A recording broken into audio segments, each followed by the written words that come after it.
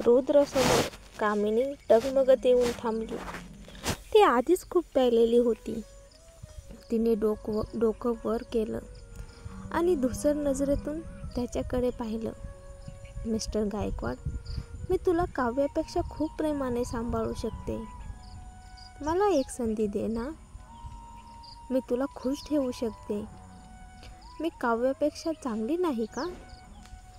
रुद्रच्या डोळ्यात ताबडतोब चीड चमकली. काव्याला आवडणार नाही. कामिनी हसली. हो, पण ती माझ्यावर रागवण्याची हिंमत करणार नाही आता. तू सांगशील तोवर मी गुपित ठेवेन. कुणालाही कळणार नाही. रुद्रच्या भुवई उंचावली.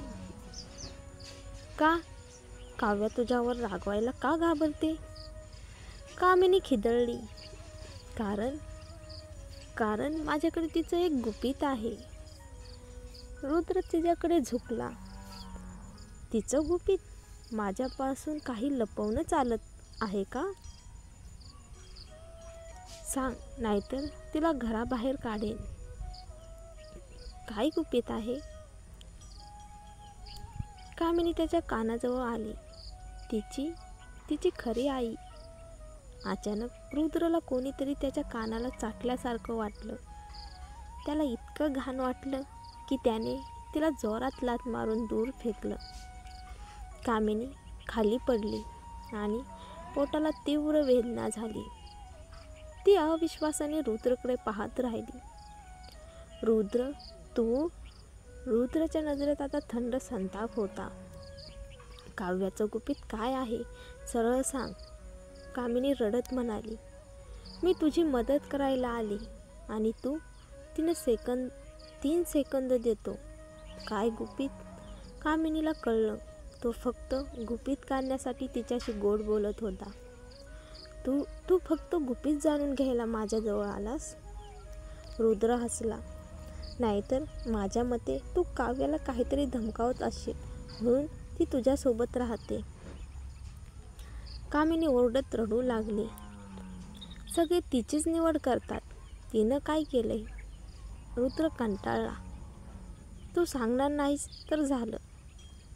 त्याने लगेच माधवला फोन केला. लाऊंज नीट साफ करून पूर्ण निर्जंतुकीकरण कर. हे बोलून रुद्र निघणारच होता. निर्जंतुकीकरण? कामिनीला हे शब्द ऐकूनच धक्का बसला. त्याने तिला इतक्या घाणेरड्या नजरेने पाहिलं. तेवढ्यात दरवाजा उघडला आणि काव्या आत आली. तिचा चेहरा घाबरलेला होता. रुद्रने तिला पाहून भुवया उंचावल्या. काव्याने जमिनीवर पडलेल्या कामिनीकडे पाहिलं आणि मग रुद्रकडे. रुद्रने काव्याचा हात धरला. काही नाही, दुसऱ्यांना साफ करायला सांगतो. काव्या त्याला कवटाळली. सॉरी, माझ्यामुळे तुला हे सगळं सहन करावं लागलं. आता माझा कामिनीशी काहीही संबंध नाही. रुद्र म्हणाला. ठीक आहे, मी सुरक्षा रक्षकांना सांगतो. ती पुन्हा कधीही गायकवाड कुटुंबाच्या जवळही येऊ नये. काव्याने मान हलवली. तिच्या डोक्यात फक्त एकच विचार. कामिनी हुशार आणि नीच दोन्ही आहे. रुद्रला काही झालं असतं तर? कामिनीला तिथून बाहेर काढण्यात आलं. कामिनी संतापली. घरी गेल्यावर कामिनीचं डोकं थोडं शांत झालं आणि मग तीव्र पश्चाताप आला. रुद्रने तिला इतक्या वाईट पद्धतीने फेकून दिलं. रागाने तिने टेबलवरची सगळी सामान फेकून दिली आणि काव्याला फोन लावला. हिम्मत कशी झाली फोन उचलायची? तू आणि रुद्र दोघांनी मिळून मला मुद्दाम अपमानित केलं. काव्या थंड आवाजात म्हणाली. तू रुद्रकडे गेलीस त्याला फसवायला. मी काय करायचं? बाहेर माझं नाव वापरून एट करशील ते चालेल, पण रुद्रला हात लावलास तर आपल्या कराराचा अंत. कामिनी ओरडली. तुला माहिती आहे ना रुद्र माझ्यासोबत त्या खोलीत का होता? कारण त्याला तुझं गुपित कळलं. त्यालाही त्याचं काहीतरी वाटतंय. आता बघ, मी सगळं त्याला सांगणार. तुझा अपमान कसा वाटतो ते मी दाखवते. फोन कट झाला. काव्याचे हात थरथरत होते. नाही, कामिनी एवढं करणार नाही. केलं तर तिचंच सर्वनाश होईल.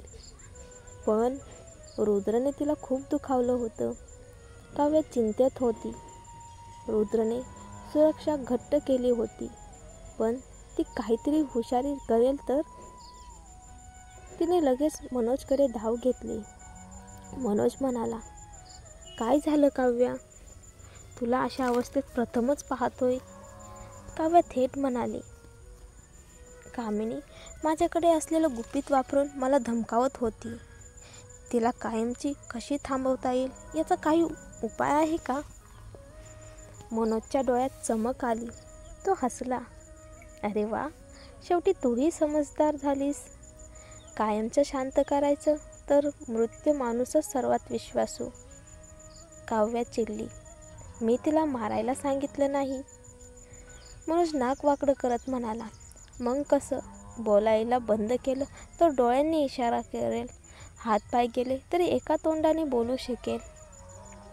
काव्या म्हणाली, तिला शहराबाहेर फेकून दे. कधीच परत येऊ नये असं.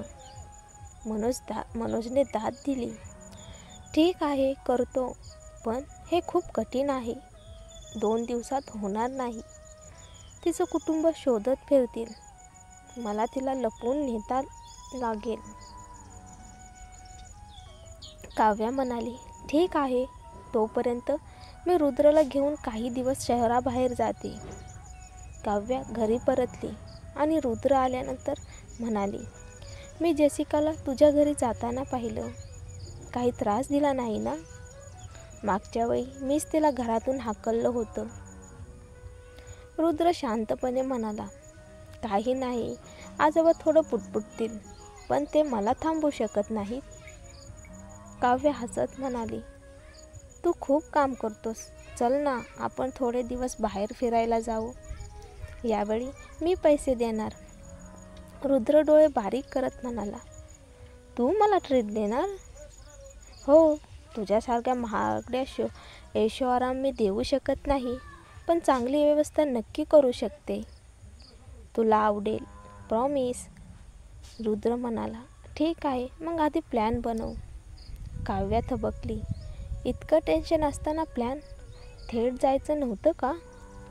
पण ती धावत खोलीत गेली आणि पटकन एक प्लॅन लिहून आणला. रुद्रने कागद पाहिला. प्रवासाचा मार्ग, हॉटेल्स, खाण्याचे ठिकाण, फिरण्याचे ठिकाण. हे काय आहे? तो कपाळावर आड्या टाकत म्हणाला. काव्या उत्साहाने म्हणाली, हे ऑनलाईन मिळालेले बेस्ट ट्रॅव्हल रूट आहेत. साधी माणसं असंच फिरतात आणि मी 5 तारांकित हॉटेलही बुक केले. तुला नीट खायला झोपायला मिळेल. चालेल? रुद्रने दीर्घ श्वास घेतला. खूप मनापासून केलं आहेस. कधी निघायचं? मी तर तयारच आहे. तू सांग. रुद्रने कागद बाजूला ठेवला. ठीक आहे, तूच व्यवस्था बघ. काव्या खूप खुश झाली. तिने मुलांची व्यवस्था केली. हॉटेल, फ्लाईट बुक केल्या. खाजगी जेट नाही, पण फर्स्ट क्लास तर होतंच. तिच्यासाठी महाग, पण रुद्रसाठी कदाचित अगदी नॉर्मल. दोघे विमानतळावर पोहोचले. विमानात शिरल्यावर रुद्रने फर्स्ट क्लास सीट पाहून उसासा सोडला. काव्या लगेच त्याचा मूड सुधारायला म्हणाली, इथे बस, फक्त 2 तास आहेत. विमान थोडं जुनं आहे, पण चालून जाईल. मागचे प्रवासी त्यांच्याकडे आश्चर्याने पाहत होते. हे फर्स्ट क्लास जुनं म्हणतायत? काव्याला काही फरक नाही.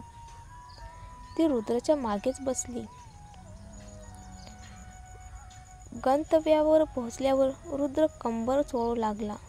काव्या पटकन त्याला आधार देत म्हणाली, अरे हो, विमान थोडं हलत होतं. हॉटेलवर गेलो की मी तुला मसाज करते.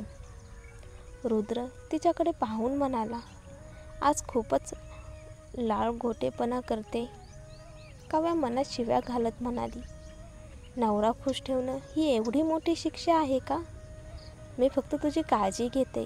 तुझ्यासोबत साधं आयुष्य अनुभवायला आली आहे ना तू?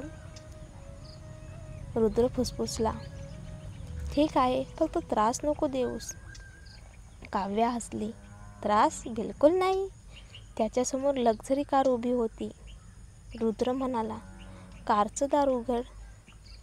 काव्याने मनातच म्हटलं, आत्ताच म्हणत होता जास्त फुसफुस करू नको, आणि आता सेवा हवी. हॉटेलमध्ये जाऊन आराम केल्यानंतर काव्या म्हणाली, इथल्या डोंगरावरचं सूर्योदय खूप सुंदर म्हणतात. उद्या लवकर जाऊया. रुद्र म्हणाला, तू चढू शकशील? डोंगर लहान दिसत नाही. मी चढू शकते, कमी समजू नको. काव्या हसत त्याला बाथरूममध्ये पाठवलं. तो गेला तशी तिने मनोजला फोन लावला. सापडली का कामिनी? नाही, ती घराबाहेरच पडत नाही, पण कायम आत बसून राहणार नाही. काव्या म्हणाली, धन्यवाद. पाठीमागून एक थंड आवाज आला, रुद्रचा. तू ऐकलं असतंस तर हे सगळं झालंच नसतं. काव्या दचकली आणि फोन कट केला. मी फक्त कुटुंबाबद्दल बोलत होते. रुद्र जवळ येत म्हणाला, असं? मला तर मनोज नाव ऐकू आलं. काव्या पटकन सावरली. तुला शंका असेल तर त्यालाच फोन कर. तुझा आवाज ऐकून तो खुश होईल. रुद्राने नापसंतीने तोंड वळवलं. सकाळी 5 वाजता काव्या झोपेतून दचकून उठली. काय झालं? डोंगर चढायचं म्हणालीस, आता उठणार नाहीस? रुद्राचा आवाज आला. काव्या खुथत म्हणाली, तू थकला नाहीयेस? झोप झाली ना? नको येऊ, मी एकटी. रुद्राने तिला सरळ उचललं. आता माझ्यासोबत येणार? काव्या डोळे चोळत मरत उठली. काल तोंड चालवण्याचा पश्चाताप झाला तिला. दोघे मागच्या डोंगराकडे गेले. तिथे लोकांची खचाखच गर्दी.